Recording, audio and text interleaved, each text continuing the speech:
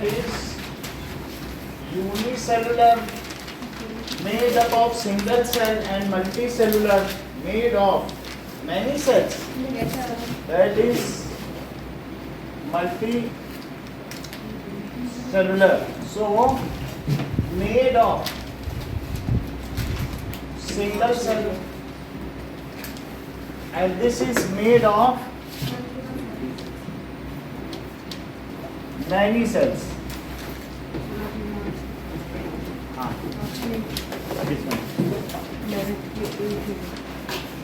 ये 4 नंबर तो है, कहीं भी में और ज्यादा ले लो, 5 ही ये किसके? चलो नाउ सिंगल सेल के जो बने हैं वो यूनिसेलुलर हैं, उनमें अमीबा है, पैरामीशियम है, यूग्लिना है, प्रोटोजोआ है। हाँ वो भी है, अमीबा, पैरामीशियम, यूग्लिना और प्रोटोजोआ। इसकी बस मतलब प्रोटोजोआ या और आप ये समझिए क्लेमाइडोमोनास। क्या क्या बताया? यूग्लिना और चौथा क्या है? क्लैमिडा। ठीक है।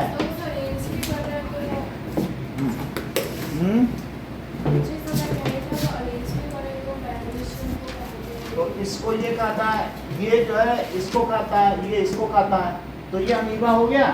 इसका नॉन यूनिफॉर्म शेप है, इरेगुलर शेप। जबकि पैरामीशियम क्या है? दैट इज ये शू लाइक स्ट्रक्चर है।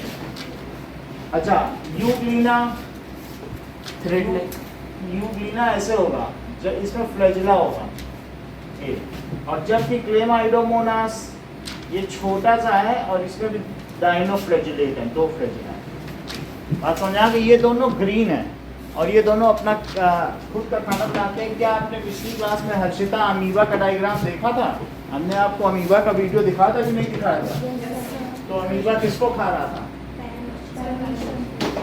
Amoeba was eating paramecium. Okay, now let us see how these 4 organisms, जो कि सिंगल सेल के, उधर ध्यान मत दो रिया, सामने देखो। सो how it looks like. Video कर दे।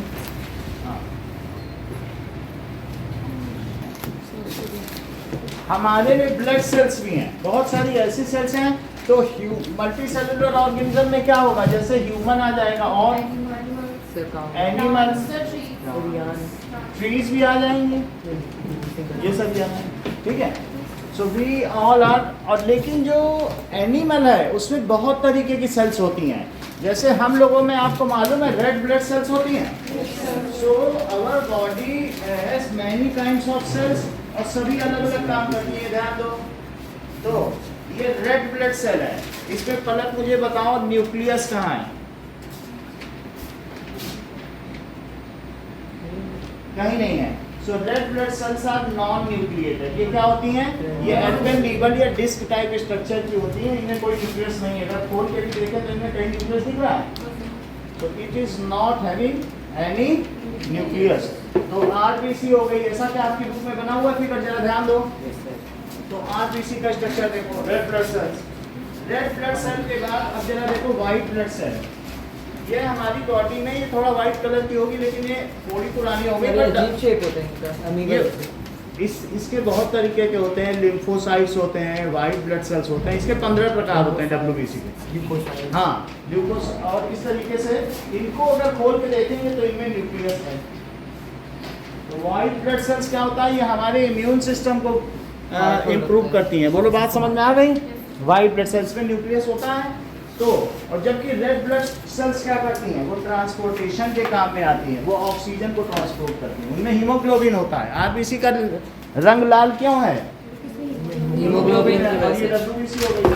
2 सेल दिखा दी, और तीसरी कौन सी है बोलो उसमें? देखो दैट इज। और ये देखिए bone cell, nerve cell, blood cell, muscle cell. एक दो चीजें और देखिए कि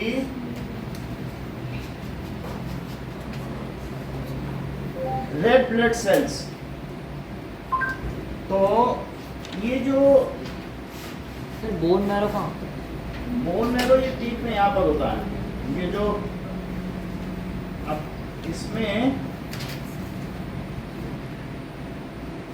ये देखो, Our red blood cells make up 40% of our blood's volume. Blood capillary में देखो WBC दिख रहा है They're made तुमको? continuously in the bone marrow, looking like ये flattened bone donuts marrow, bone without के the अंदर है, ये holes. स्पाइनल कॉर्ड में, उसमें ये बन रही है।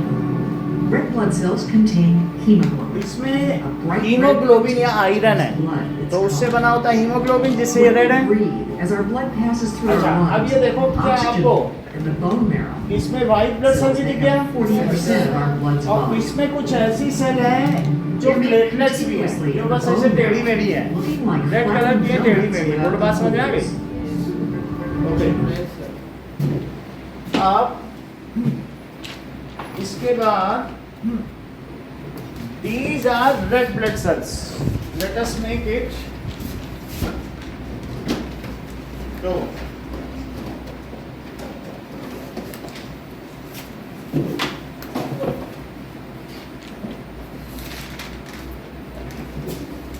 Types of cell in human being. तो एक तो इस तरीके से हो गई आरबीसी, और एक व्हाइट ब्लड सेल होगी। तो white blood cell white colour की होगी, इस तरीके से होगी, लेकिन इसमें न्यूक्लियस भी होगा क्या? तो न्यूक्लियस होगा। तीसरी कौन से है? जो कि हमारी बॉडी में, माइंड में या ब्रेन में है, दैट इज नर्व सेल। और कई कई तो ऐसी सेल है 90 सेंटीमीटर से। सुनो, पैर से होकर साइटिका नर्व है, वो यहाँ से ब्रेन में सीधी जाती है, सबसे लंबी नर्व, सिंगल सेल है। और ऐसी सेल जो बहुत बड़ी होती है, इतनी बड़ी, नाम बताओ। सर ऑस्ट्रिच, ऑस्ट्रिच एग, शुतुरमुर्ग का अंडा, ये सिंगल सेल है। या जो भी आप और भी अंडे हैं, वो भी सर यूनिसेलुलर है। 1.2 kg। ठीक है, तो इस तरीके से आप देखिए। अब हम लोग देखेंगे नर्व सेल। नर्व सेल कैसी दिखती होगी? Long elongated। इस तरीके से होगी। और इसमें जो एंड होगा, ये नर्व एंडिंग है, ये इस तरीके से नर्व सेल होगी। ये देखो, इसका ये सेल है, और यहाँ पर ये एंड हम लोगों के हाथ में या पैर में ऐसे होगा, ये नर्व सेल है, ब्रांच। इससे ये सेंस करता है कोई भी चीज। जब कोई गर्म चीज टच होती है तो इससे सेंस करेगा, और फिर इससे होता हुआ, ये बहुत लॉन्गेस्ट पार्ट है इसका, ये जो एक्सॉन है। और ये डेंड्राइटिक एंड से, ये सेल बॉडी है, ये नर्व एंडिंग है। कुछ भी हो, ये नर्व सेल है। ये क्या है?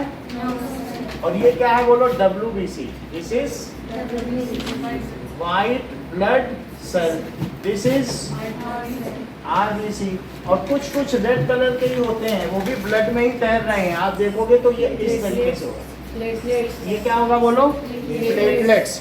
ये खून को जमा देते हैं। They cause blood clotting in case if it is there is one wound, और कोई कट हो जाता है तो उसमें ये क्या करते हैं?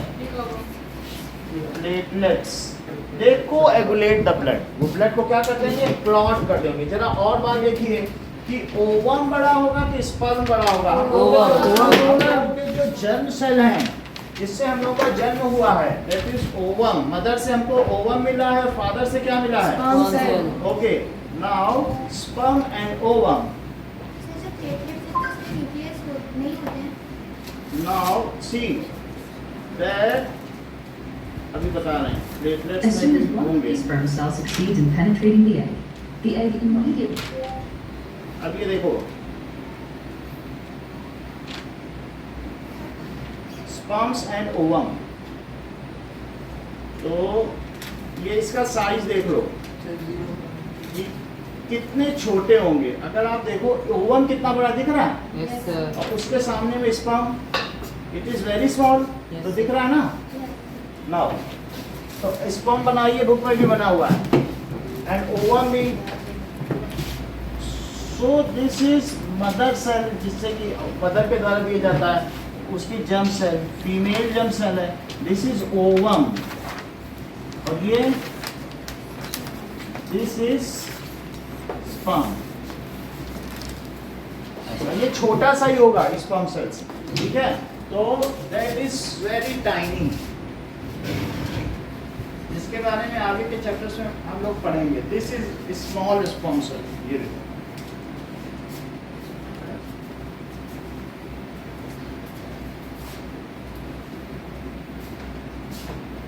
ठीक है, स्ट्रक्चर अभी आगे के चैप्टर्स में पढ़ाया जाएगा। तो और बताओ, और कौन सा सेल है? Sir bone cell. Bone cell, bone cell tissue में आएगा। So let us see it कि बोन सेल कैसा होगा। सर अजीब सा होता है। ओके, नाउ इसमें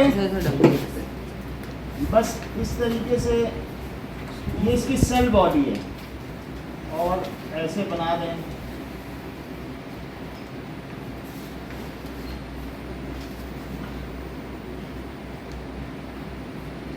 अब ये देखो, कुछ लोग ऐसे भी बनाते हैं बोन सेल, और कुछ लोग ऐसे भी बनाते हैं। तो यहाँ पर दोनों आगे के जो टिश्यू चैप्टर में देखोगे तो बोन सेल ऐसे बना हुआ है, दैट इज ऑस्टियोसेल्स। तो ये अभी मैं दिखा रहा हूँ, ये ऐसे है। तो इसको क्या कहेंगे? Let us see bone cell. So let us see the diagram of bone cell. तो देखो, हाँ, ये कुछ तो ऐसा भी दिखाया है, ये दिख रहा है। अभी देखो बोन सेल आपको दिखा, ओके। और कहीं कहीं और भी आगे अलग अलग तरीके के, तो जो बना है वही आप बना ना। बोन सेल ऐसा ही है, यही ठीक रहेगा। ओके, यही बना दिया हमने। और बताओ, ये अगले chapter sir muscle cell. Muscle sales.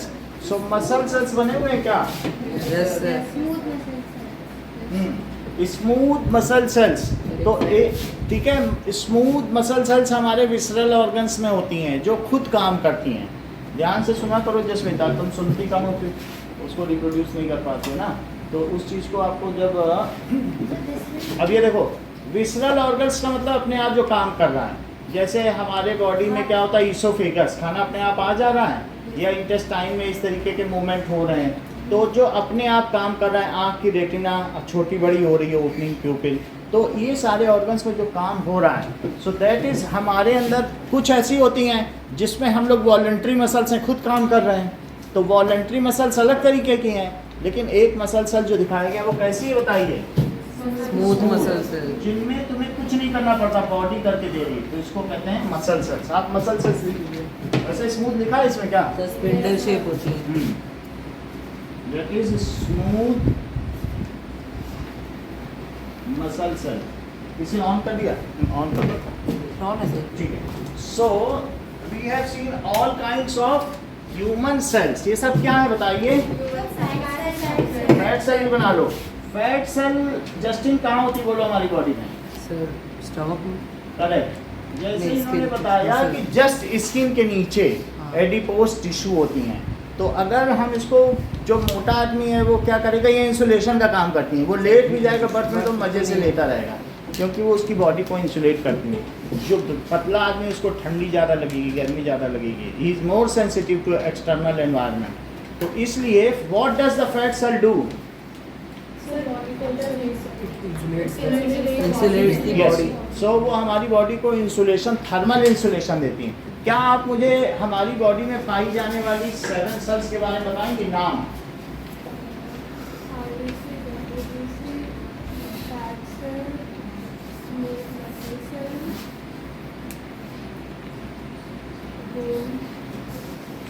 Bone cell, ठीक है। रियान बताओ, क्वेश्चन पूछा गया है कि कौन सी ऐसी सेल है जिसमें न्यूक्लियस नहीं होता? आरबीसी। अभी तक क्लास में सब जगह तुम क्वेश्चन नहीं पता चला, कोई बात नहीं, चलो आप जब इतना बॉदर नहीं कर रही।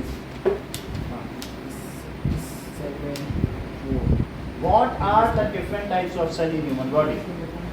Fat cell, WBC, RBC, platelets, nerve cell, bone cell.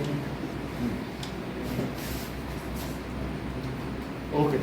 So these are the various kinds of cell. Now, अब देखो, पहला क्वेश्चन है कि why cell is called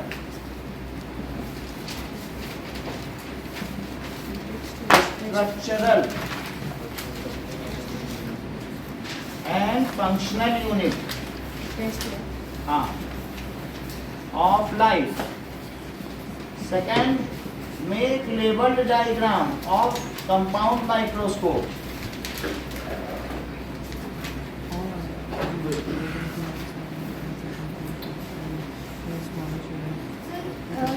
ये सारे कंपाउंड है हम्म सर, ये सब कंपाउंड माइक्रोस्कोप जो आपने बनवाया था। तो हमने कंपाउंड माइक्रोस्कोप का आपको एक डायग्राम बनाया था। इसका सिंपल डायग्राम देखो, उसको लेबलिंग भी करना। सबसे पहले ऐसे सी बनाना, ये और फिर सी बनाने के बाद यहाँ पे क्या करोगे, इसको ऐसे कर देना और ये हो जाएगा। तो जो सी है इसको यहाँ पे खत्म कर देना, इस पेटल से घूमेगा। तो ये सी बना लिया, इस पर ये कर लिया। जो ये सी है यहाँ पर एक ऐसे करके ट्यूब ले लेना, और ट्यूब में ऊपर की ओर क्या होगा और नीचे की ओर क्या होगा। नीचे की ओर तो एक लेंस होगा, एक साइड में भी लेंस बना देना, और यहाँ एक ऊपर होगा आई पीस होगा। यहाँ पर दो नाव बना देना, और इसके आगे यहाँ पे क्या बना दोगे, क्या ये स्टेज है क्लिप और स्टेज है, यहाँ पे आप क्या कर देना, मिरर बना देना। स्टेज पे दो क्लिप बना देना, इतना काम। सर क्लिप अब इसमें आपको ये स्पिंडल लिखना है, ये fine adjustment, course adjustment, grip, ठीक है, बेस। आर्म लिखा है। हाँ तो लिख दिया, अब मतलब आर्म लिख दीजिएगा। ये क्या है, ये ट्यूब है, ये आई पीस, ये ऑब्जेक्टिव, ये रिफ्लेक्टिंग मिरर है, या कंडेंसर लिखा है बुक में तो कंडेंसर लिख देना। क्या लिखा, कंडेंसर, मिरर लिख देना। और ये स्टेज है। कितनी बात समझ में आ गई, स्लाइड लिख दीजिएगा। So teacher make diagram of all cells found in body, found in human body.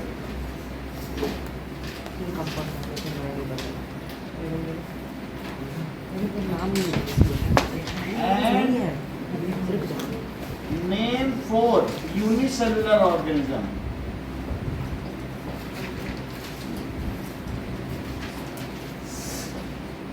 चलो यही है, बस इतने के।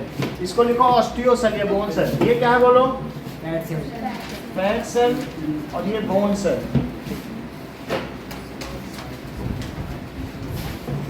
ठीक है। That is structural organization of cell. Every cell, चाहे कोई भी सेल हो, आइदर इन मल्टीसेलुलर और यूनिसेलुलर, कोई भी सेल हो, वो कुछ ना कुछ बेसिक फंक्शन अवश्य करती है। क्या क्या काम कर सकती है वो? क्या हर सेल, चाहे कहीं भी एनर्जी कर सकती है क्या? अच्छा, क्या वो डिवाइड कर सकती है, रिप्रोड्यूस? एक सेल से दो सेल की तो बन सकती है ना। तो एक सेल से दो सेल का बनना ये सेल डिवीजन कहलाता है। ऐसा हम लोगों ने पहले भी डायग्राम या वीडियो देखा होगा, एक सेल टूट के दो सेल बन जाती है। तो every cell can perform some basic function. क्या क्या फंक्शन कर सकती है? क्या वो न्यूट्रिशन कर सकती है, खाना पीना खा सकती है क्या? इसके बाद उसका जो वेस्ट होगा उसको वो एक्सक्रीशन भी कर सकती है। So every cell either in unicellular और multicellular can perform certain basic functions. ये लिखो,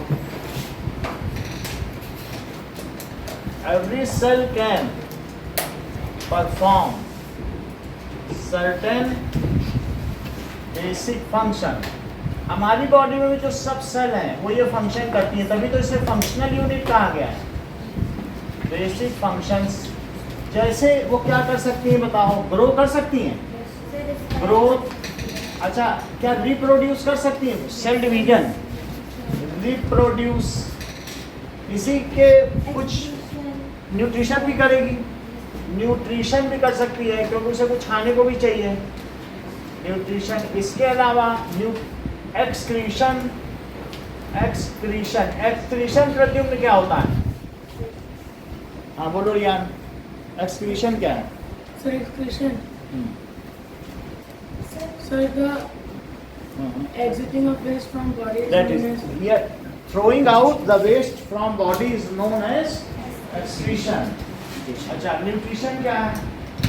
nutrition taking inside food material, inside food material to pull on life processes, यानी अपने लाइफ प्रोसेस को कैरी ऑन करने के लिए वो फूड मटेरियल को लेंगे। तो न्यूट्रिशन क्या बताइए, टेकिंग इनसाइड फूड, और ये क्या है निखिल, थ्रोइंग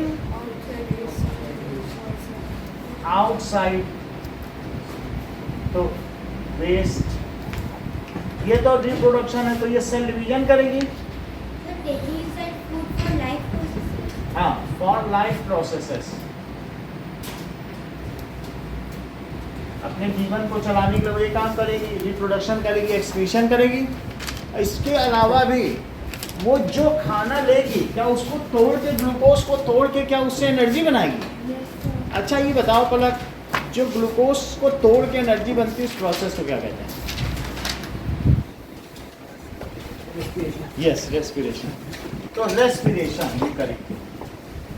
रेस्पिरेशन में क्या होगा, breaking down of glucose, breaking down of glucose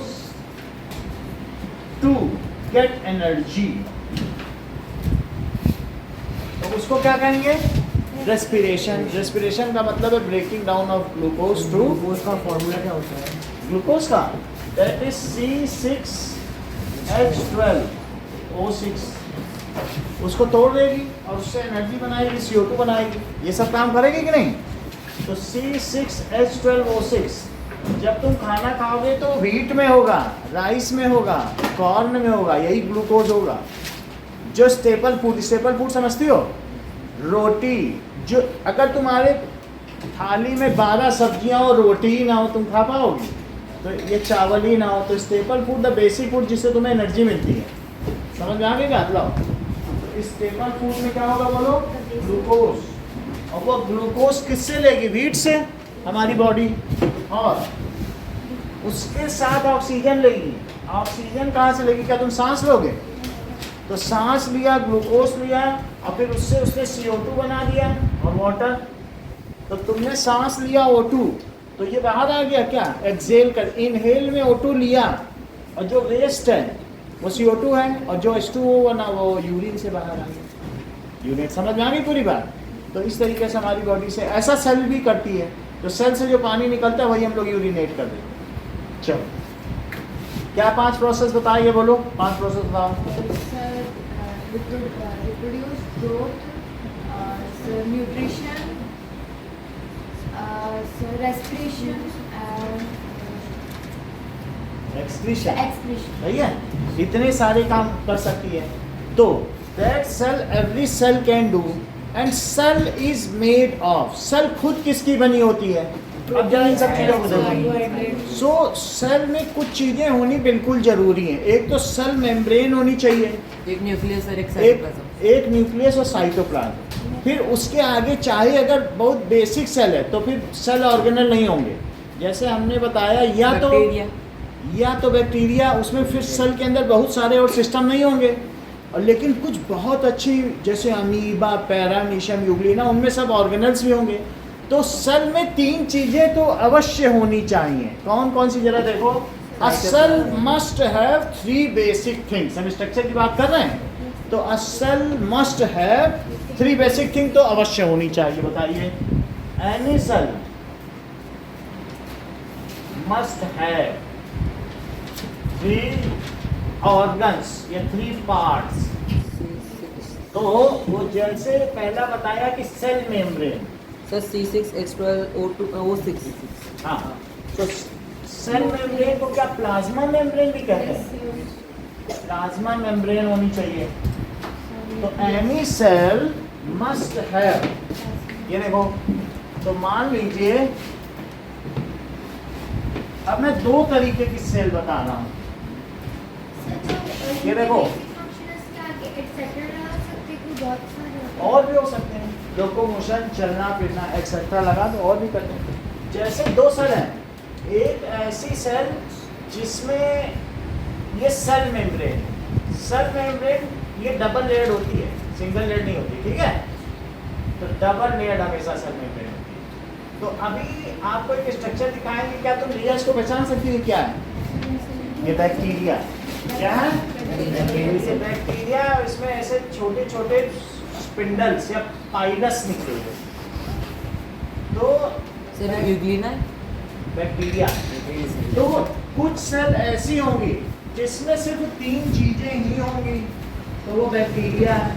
और कुछ में बहुत सारी चीजें होंगी, तो मैं दोनों अलग अलग रख के दिखाता हूँ। ये देखो कि मान लीजिए 2 तरीके की सेल है। एक है जिसमें बहुत सारी चीजें हैं, वो अभी हम देखेंगे, लेकिन बहुत सारी चीजें हैं, बहुत सारे काम करने के लिए बहुत ही कॉम्प्लेक्स सेल है, एडवांस सेल। तो ये सेल है। अब ये देखो पूरा एक ऐसी है, इसके अंदर कुछ नहीं है, सिर्फ इसके अंदर एक वेरी प्रिमिटिव न्यूक्लियस है। ये समझो तैरता हुआ, मटेरियल। ये जेनेटिक मटेरियल है, तैरता हुआ जेनेटिक डीएनए। समझ में आ गई बात की नहीं?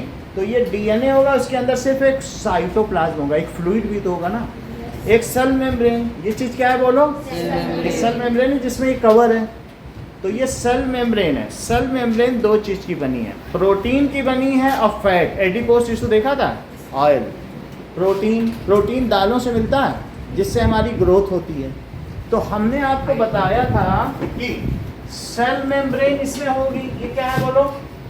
Cell membrane. सेल मेम्ब्रेन का जस्ट दूसरा नाम क्या है? Sir plasma membrane. अच्छा, तो इसके अंदर न्यूक्लियस या तो ऐसे सिंपली तैरता रहे, ऐसा भी हो सकता है, ये वेल डिफाइंड नहीं है, और ना ये किसी से कवर्ड है। न्यूक्लियस ऐसा हो कि कवर्ड हो, इसमें तो कवर्ड ही नहीं है, और इसका देखो वेल कवर्ड है कि नहीं? Yes sir. तो जो ये वाले सेल हैं उनका न्यूक्लियस कवर्ड नहीं, इनको प्रोकैरियोटिक कहते हैं। तो न्यूक्लियोलॉइड होता है इनमें। देखो ध्यान दो, प्रोकैरियोटिक।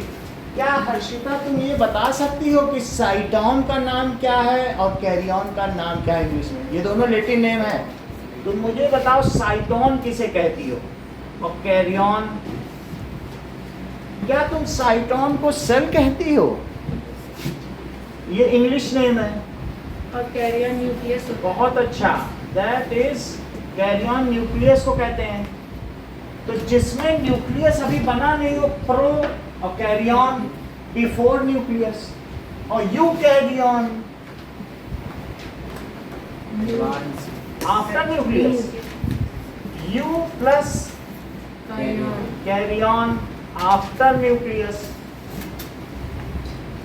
और ये इसमें क्या है? प्रो का क्या मतलब है? Before sir nucleus. Before nucleus से First. बनने वाले organism, sir first.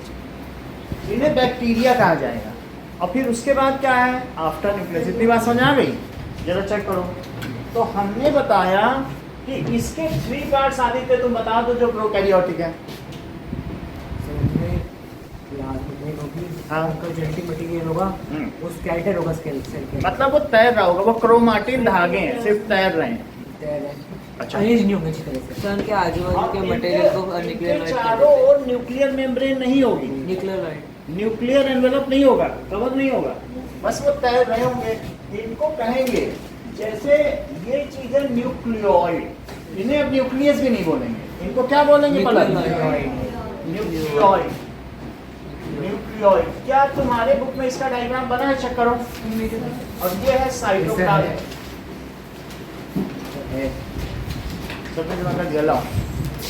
So sir इनके पास में सर जो ऐसा धागे टाइप जो आउट में बनने से उन्हें पीली कहते हैं। पाइलस, ठीक है, तो बहुत है तो पीली, तो एक है पाइलस, पाइलस लिख लो। बहुत सारे तो प्लूरल पीली हो जाएंगे, ठीक। हाँ ये लिखो, ये डाइनोफ्लैजिलेट है, तो ये फ्लैजिला हो गई। बट ये जरूरी नहीं है कि इनके बारे में ज़्यादा जाना जाए। 3 चीज़ें अवश्य हैं। इनमें क्या 3 चीज़ें हैं? The 3 basic. इससे कुछ मोनोफ्लैजिलेट होते हैं और कुछ विदाउट फ्लैजिलेट भी होते हैं। ऐसे बैक्टीरिया भी पाए गए जैसे आनाबीना, साइनोबैक्टीरिया, ब्लू ग्रीन एल्गे, जिनमें फ्लैजिला नहीं होता, इनसे में ज़्यादा लेना देना नहीं। लेकिन तुम ये बताओ इसमें 3 और कौन सी 2 टाइप की सेल, सिर्फ इतना बताओ प्लीज। यूकैरियोटिक का क्या मतलब है? यानी आफ्टर न्यूक्लियस। ऐसे जो न्यूक्लियस होंगे उनमें क्या खास बात होगी? वो वेल डिफाइंड होंगे, उनमें न्यूक्लियर एनवेलप होगा, न्यूक्लियर मेम्ब्रेन होंगे। और जबकि प्रोकैरियोटिक में क्या होगा? नहीं होंगे। और उनका जो जेनेटिक मटेरियल है, जेनेटिक मटेरियल का मतलब समझते हो, तुमको जो जीन मिले हैं तुम्हारे पेरेंट्स से मिले हैं। हो सकता है तुम्हारी आंखें तुम्हारी माँ से मिलती हो, होठ फादर से, और नाक दादाजी से, तो तुमको जीन कहाँ से मिल रहा है बताओ? जो तुम्हारी बॉडी के कैरेक्टरिस्टिक्स हैं वो डीएनए में होते हैं। डीएनए ऐसा स्ट्रक्चर होता है कि नहीं? तो इसके अंदर ये जो डीएनए है, अगर तुम ये देखोगे, इसके अंदर ये क्या है? ये जेनेटिक मटेरियल है सर इसे न्यूक्लियोटाइड कहते हैं। जो वो ठीक है। अभी फिर ज़्यादा तुम बताओगे बच्चों को तो हमें वहाँ जानना पड़ेगा, उसी में बहुत कंसाइज रहो, क्योंकि फिर ये बच्चे सोच लेंगे देखो ये कितना जान रहा है, या बुक बंद करके बताओ तो हम ये जान लेंगे कि तुम वास्तव में इन सब चीज़ों को जानते हो। फिर हम भी दो बातें पूछें, क्योंकि बच्चे डिस्टर्ब होते हैं ना उनसे। बुक से देख के तुम कुछ भी पूछो, बुक से देख के पूछोगे तो ठीक है। अब जैसे न्यूक्लियोटाइडिक लिंकेज और न्यूक्लियोसाइडिक लिंकेज में अंतर बताओ। सर बोलो, टाइडिक लिंकेज और साइडिक लिंकेज। अब बच्चे कहेंगे ये सारा जान रहा है क्योंकि 70 नंबर लाया है। कहाँ से ये जान गया 70 नंबर? फिर से समझिए, जितनी चीज़ें बता रहे हैं हमने ये बात बताई कि what does it mean by genetic material. बोलो sir the material that is given by their parents and their father। ये बहुत बड़ी बात है कि जो मटेरियल हमको पेरेंट्स देते हैं, पेरेंट्स से हम लोग जब तुम और हम अपने मदर्स वॉम्ब में थे तो एक सिंगल सेल थे, तो सिंगल सेल जाइगोट कहलाता है, फिर बड़ा होता है तो एम्ब्रियो कहलाता है, फिर फीटस कहलाता है, फिर बेबी बन जाता है, फिर पार्ट्यूरिट हो जाता है, डिलीवर कर दिया जाता है। तो हम सब सिंगल सेल से बने हैं, जिसमें आधा जेनेटिक मटेरियल फादर ने दिया है और आधा मदर ने। तो जो जेनेटिक मटेरियल उन्हें क्रोमोसोम कहते हैं। क्या कहते हैं? क्रोमोसोम। तो हम लोगों में पेयर्ड क्रोमोसोम है। क्या चीज़ है बोलो? Paired chromosome. और क्या आप उधर का डायग्राम देख रहे हैं? वो डीएनए ऐसा स्ट्रक्चर है, वो सबसे लास्ट में सीढ़ी टाइप देख रहे हो?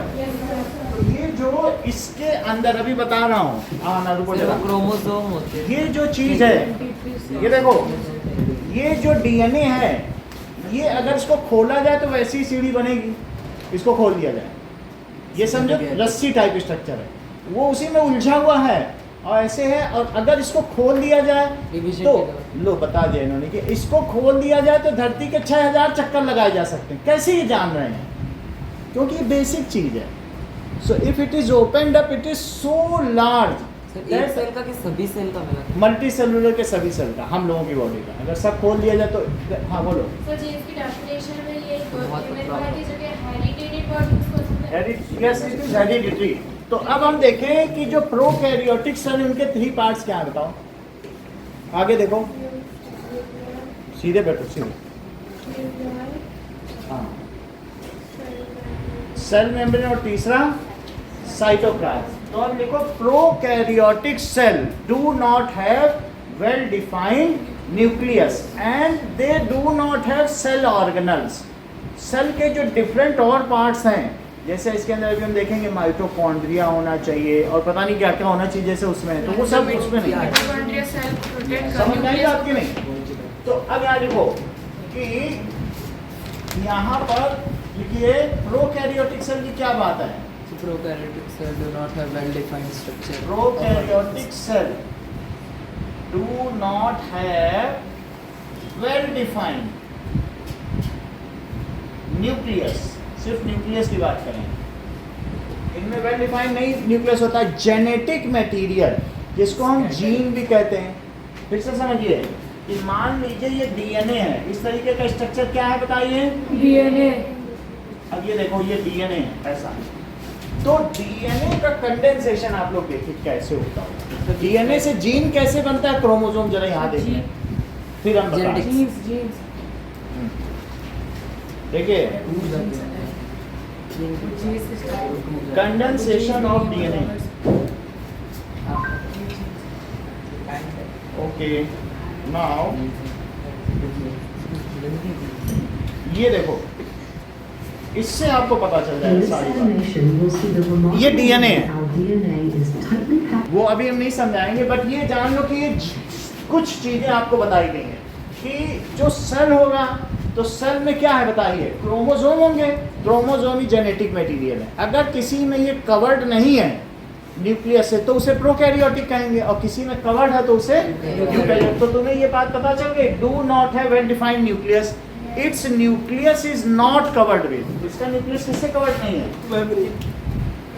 Nucleus is not covered with nuclear membrane, nuclear membrane. और इसमें 3 सेल ऑर्गन्स है। कौन कौन से सेल ऑर्गन्स हैं? That is nuclear membrane, cytoplasm और nucleoid. Sorry, cell membrane, cytoplasm और nucleoid. So it has 3 parts, 3 organs. और दो ऐसे दूसरे पार्ट हैं और दूसरे पार्ट्स हैं, लेकिन वो ऑर्गन की श्रेणी में नहीं आते हैं। जैसे हम लोगों के हेयर है, बॉडी हेयर, क्या वो ऑर्गन माने जाएंगे? नहीं माने जाएंगे। तो पहला है सेल मेम्ब्रेन, और सेकंड क्या है? That is cytoplasm. साइटोप्लाज्म में क्या तैरता रहता होगा? तीसरा है न्यूक्लियोइड। तो वो डायग्राम हमने जिसका बना दिया, इसका एग्जांपल क्या है? प्रोकैरियोटिक का बैक्टीरिया। तो एग्जांपल है bacteria. It is assumed, it is established by theory that bacteria are the first living organism on earth. अगर हम ये देखें, या मोनेरल्स है, ये हमारे अर्थ में सबसे पहले आने वाले ऑर्गेनिज्म, फर्स्ट ऑर्गेनिज्म। अब हम बात करते हैं यूकैरियोटिक। सो यूकैरियोटिक में क्या है? That is, yes. So इन सभी में सब कुछ वेल डिफाइंड होता है।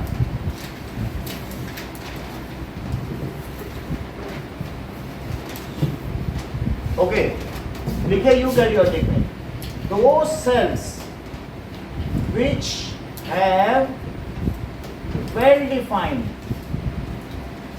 nucleus are called eukaryotic। उनको यूकैरियोटिक कहेंगे, ठीक है। Their nucleus is covered with double layered nuclear membrane। Their nucleus is covered with double layered। Double layer क्यों होता है? अभी वो हम बताएंगे कि सेलेक्टिव होती है। अगर 2 लेयर होती है तो इसको अंदर आने के लिए इनमें कुछ पंप्स होते हैं, न्यूक्लियर पंप्स। तो वो उसमें से क्या होंगे कि यहाँ से यहाँ पहुँचाना। It allows certain thing to come inside. जैसे सेल कुछ चीज़ों को आने देती, कुछ को नहीं, वैसे न्यूक्लियस भी कुछ चीज़ों को आने देता है, कुछ नहीं। तो इसलिए double layer nuclear selective membrane. Permeable membrane भी कहा जाता है। अब ये देखो, इसे डबल लेयर्ड न्यूक्लियर मेम्ब्रेन इसमें होती है। तो बोलो इनमें क्या अंतर है? उसकी न्यूक्लियर मेम्ब्रेन वेल डिफाइंड नहीं है, जेनेटिक मटेरियल तैर रहा है, और जबकि इसमें किसी चीज़ के अंदर बंद है, क्योंकि उसमें उसको किसी से खतरा नहीं ना, कोई सेल ऑर्गेनेल छेड़ेगा नहीं। सबसे बड़ा तो डायरेक्टर या न्यूक्लियस ही होता है। जब कोई है ही नहीं तो खुले आप अपने घर में घूमो, और कोई है तो एक डायरेक्टर का कमरा होगा, मे आई कम इन सर, तो उसके लिए एक केबिन होना चाहिए कि नहीं? तो इसके चारों तरफ क्या होगा बोलो? न्यूक्लियर, ये न्यूक्लियस है या न्यूक्लियर, ये सेल, ये देखिए सेल है, तो सेल की क्या डबल लेयर्ड सेलुलर मेम्ब्रेन है? दैट इज सेल मेम्ब्रेन या प्लाज्मा मेम्ब्रेन। वो प्लाज्मा की बनी है, एक फ्लूइड होता है ना प्लाज्मा, सेल मेम्ब्रेन। और सेल के अंदर बोलो ये क्या है? पलक, क्या न्यूक्लियस में भी 2 लेयर है? अब ये देखो डबल लेयर्ड में, इनमें भी सर। हाँ सर, वो जो आउटर कवरिंग है उसमें स्पेसेस होती है छोटी छोटी। हाँ, उनमें छोटे छोटे रिसेप्टर्स होंगे, पंप होंगे, उनका भी हम देखेंगे। ये क्या है बोलो? पोर्स होते हैं। न्यूक्लियस। और न्यूक्लियस के अंदर देवांश ये क्या है? Sir, nucleolus. न्यूक्लियोलस। तो न्यूक्लियोलस के अंदर क्या? अभी बता रहा है। ये न्यूक्लियस तुम्हें समझ में आ गया? न्यूक्लियोलस हो गया। अच्छा, अब जरा देखो कि न्यूक्लियस के चारों तरफ एक तरीके का रेटिकुलम है, एक ऐसा भूलभुलैया बना हुआ है। Endoplasmic reticulum. ये देखो, एंडोप्लाज्मिक रेटिकुलम। रेटिकुलम का मतलब जाल होता है। रेटिकुलम का क्या मतलब होता है? नेटवर्क। तो ये भी क्या प्लाज्मा का बना हुआ है, इसीलिए। और चूंकि अंदर है तो क्या इसे एंडोप्लाज्मिक कहेंगे?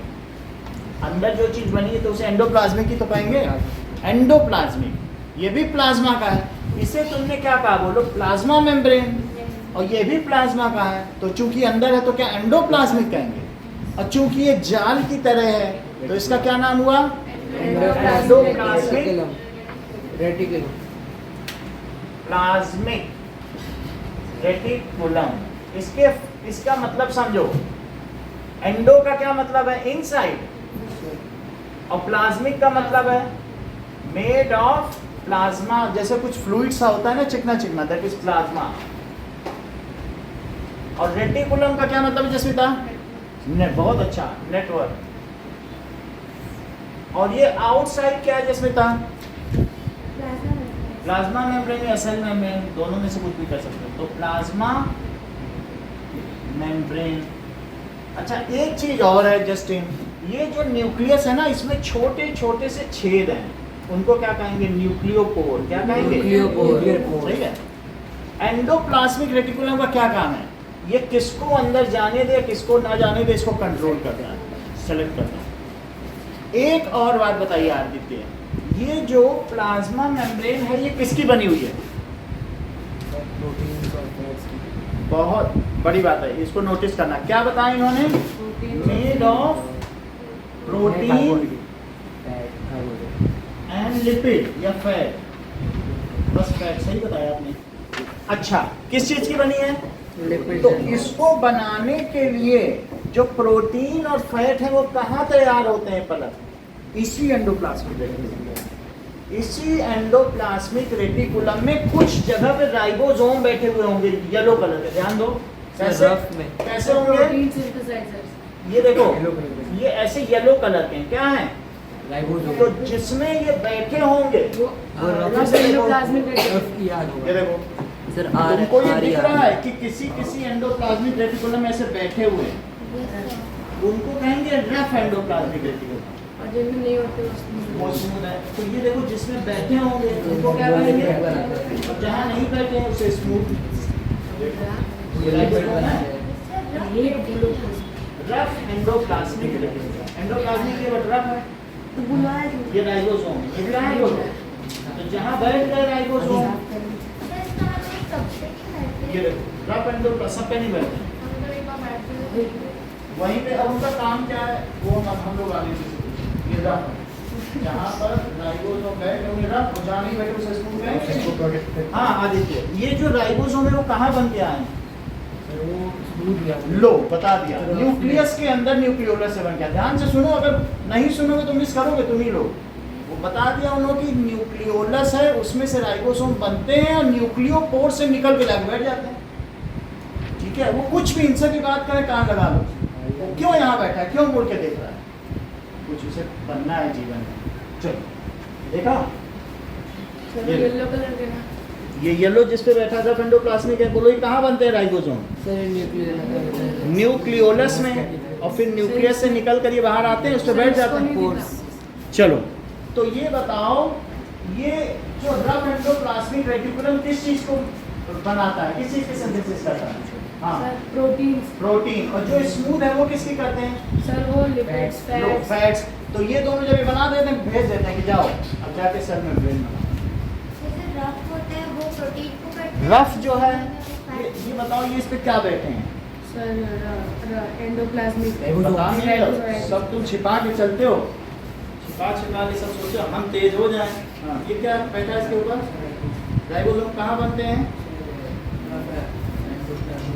तो उस पे तो बैठे हैं, बनते कहाँ हैं? बता नहीं रहे, बताया आदित्य। सर न्यूक्लियोलस में, और वहां से निकल कर न्यूक्लियोपोर से जाकर वहां बैठ जाता है, प्रोटीन बनाता है कि नहीं? देखो अब जरा कुछ चीजें देखो, हमने जो बताई है उसको वहां देखो। ये देखो कि